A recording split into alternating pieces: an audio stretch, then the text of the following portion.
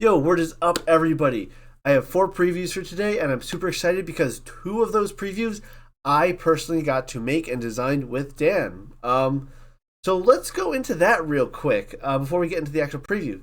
How did I come about making these 2 cards? Well, Dan reached out to me basically because I've been here forever as a community member, as a content creator, as someone who's been making Elestrals better in short, or hopefully making Elestrals better in short, with the idea of trying to make stadium runes more useful.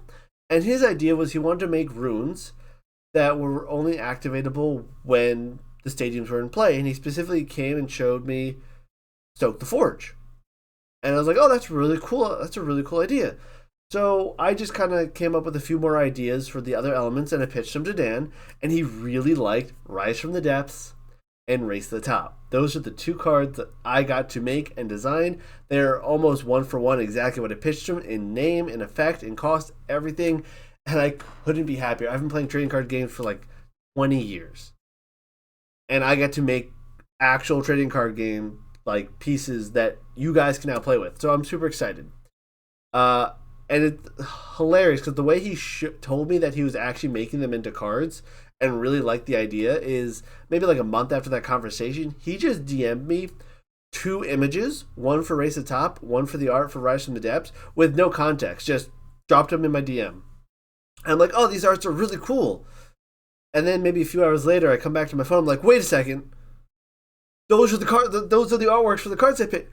And I was talking to him, I was like, yeah, he took my ideas, he really liked them, and he turned them into cards, got an artist to make the artwork, we made the cards, all that jazz, and I couldn't be happier. Like, again, like the fact that I get to put cards that people get to play with and enjoy, I'm over the moon with. So I'm super appreciative of Dan and how much input he takes from the community and how he kind of knows how exciting it is for us to like actually be a part of this. So thank you, Dan, and let's jump into the previews and actually talk about what these cards do. So we'll start with Rise from the Depths. This is, of the 2 cards I made, my favorite, and I don't think it's hard to see why. Like, I like my Rise. I'm probably the only person that plays Rise from the Ashes consistently, and I made this card Rise from the Depths. But I'm like, oh, I'll make it water. Atlantis underwater. I want to make it do a revival thing, and I just like the name works out. Rise from the Depths, right? 1 cost, water, invoke rune. This Rise from the Depths can only be cast with Atlantis enchanted. That's part of the cycle. Can only be cast when its equivalent or element stadium is in play. And you can target a 1-cost water Elestral in your underworld and special cast it. On the surface, yeah, it brings back Elestrals. One of the big issues with the Rise from the Ashes is that it's so expensive, but it can be used on anything. This can only be used on water Elestrals with Atlantis in play, making it best to use on Dratagua because you get refunded spirits. You can use it on Sluggle, again, refunding spirits. This will help you go a little bit wider in water, maybe a little bit taller in water. It's a kind of another option for ramp packages. Something to go into maybe Caprigal with, something to go into the new card Lockagon with. I think it'd be really, really interesting to see this played with Lockagon, where you could basically play Little Guy Stall that we've seen in previous tournaments, but in pure water, where you go Sluggle, Dratagua, Foamy, and then use Rise from the Depths to bring them back, ascend into Lockagon, maybe do some more bringing of stuff back, cast Ambrosia, so now you have a Lockagon in play, Rise from the Depths, back at Dratagua, then play Ambrosia, so on and so forth. Maybe this goes into Water Nexus, where you bring back Aphros or Dratagua to then move stuff around more. It's a really awesome card in water. It's going to make Water Stall an actual viable deck, I feel, with Lockagon, or Water Ramp a little bit more consistent, going into like Caprigal, or maybe Majesty, where you can bring back a 1-cost, Poseidon enchant the 1-cost with the Nexus, and then go to a 3-cost from there.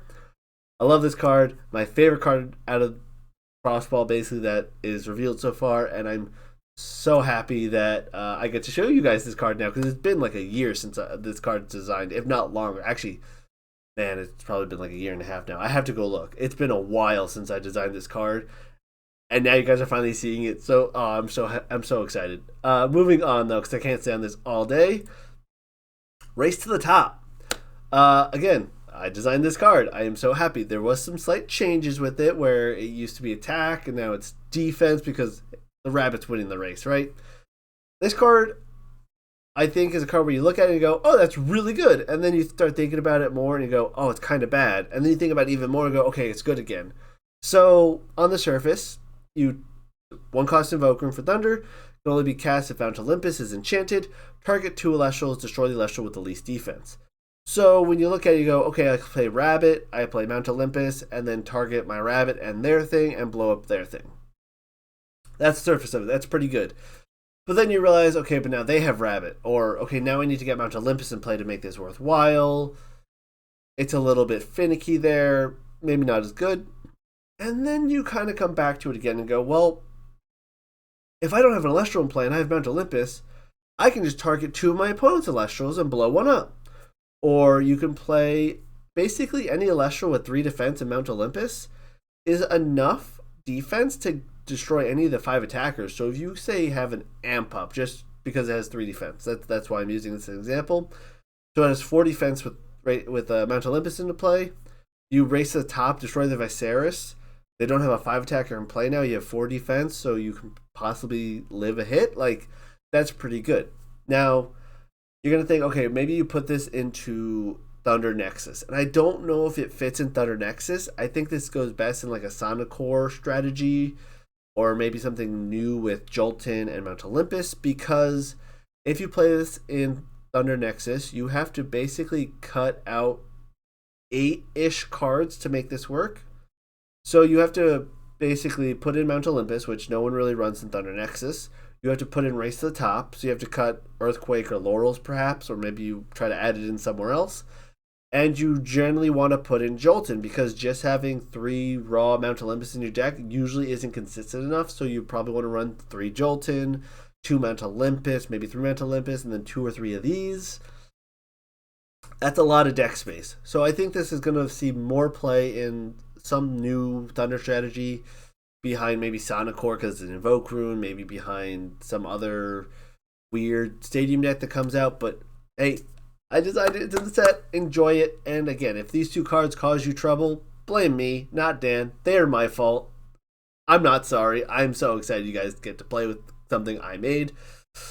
Moving on, Stoke the Forge. So if this card becomes an issue, go complain to Dan. I did not make this card. This is what prompted me to make the other 2 ones. So Stoke the Forge, 1 cost Fire Invoke Rune. Stoke the Forge can only be cast if Volcanic Forge is enchanted.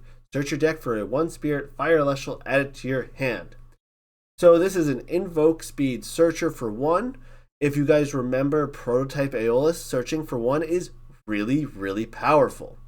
However, you do need Volcanic Forge enchanted. So you're going to have to run Volcanic Forge and find it to make use of this, which is fine. Volcanic Forge is pretty good in fire with Valkyries, with Necruff, you get some 6 attackers, so it's not a detriment to run it.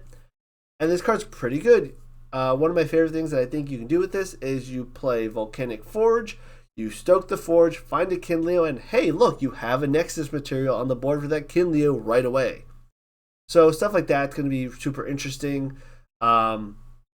I don't think you cut Smoltuga for this. I think you have to play this in addition with Smoltuga in some kind of fire strategy where you are trying to get those kind of convenient cards.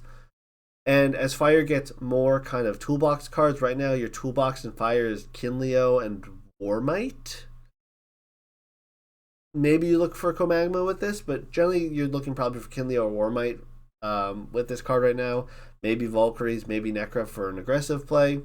So I don't think this card's going to be as strong as it might seem on the outset, or maybe as weak on the outset, until you see more fire cards that are supported in a toolbox strategy. Like, if this was a wind card for wind, it would see a ton of play because wind already has super varied Elestrals, a wide variety of stuff that you can play. Fire doesn't have as much variety. I guess you could maybe search Ignectars to start going wide with this Volcanic Forge board. It's a card that will only get better in time. Right now, I would probably say it's like maybe a C- D tier card, but as you get more toolbox and fire, I definitely think it's going to see a lot of play.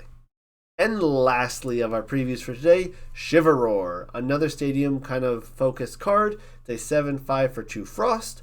You can enchant 1 Frost from your Underworld to an Elestral on your field, which is nice recovery. And unlike Frigicub, it's not a Nexus effect. You can just do it, which makes it a little bit easier to cast. You can pile spirits onto the Shiverroar, which makes it a very aggressive body, and it can't be targeted by rune effects if Mountain of Boreas is enchanted, which kind of makes it like a self-contained, maybe Soundcore-esque thing, where your opponent can only really interact with it with Shield of Achilles, or by removing Boreas first, making it have pretty strong protection. It's going to be a pretty good beater card, kind of in a Frost deck, and I think that there is base for a Frost Mountain of Boreas Matters deck to exist, with things like Frigicub, Arcturus, Catarant, and Frostix to bring them back consistently, go kind of wide with it. There's good Nexus, like you can basically do like Frigicub, and then you can Rise, or not Rise, but Phoenix back Catarant, Nexus to Catarant off Kione to make Catarant 5 attack, recover some. Mountain of Boreas is there to make Frigicub have extra attack, you enchant the extra spirit. Like, there's really good ways, I think, to make Mountain of Boreas work in Frost that you've seen so far. And I think Shiverroar is a nice little capstone, maybe 2 or 3 of, in that deck to kind of be able to punch over threats and start an aggressive, like, I have this big threat you have to deal with while I'm trying to pump out a bunch of smaller threats around it and go wide in Frost. So I really like this card. I think it's going to be really good. Again, Shield shuts it down. Most people play 3 Shields in their deck because Shield is very good.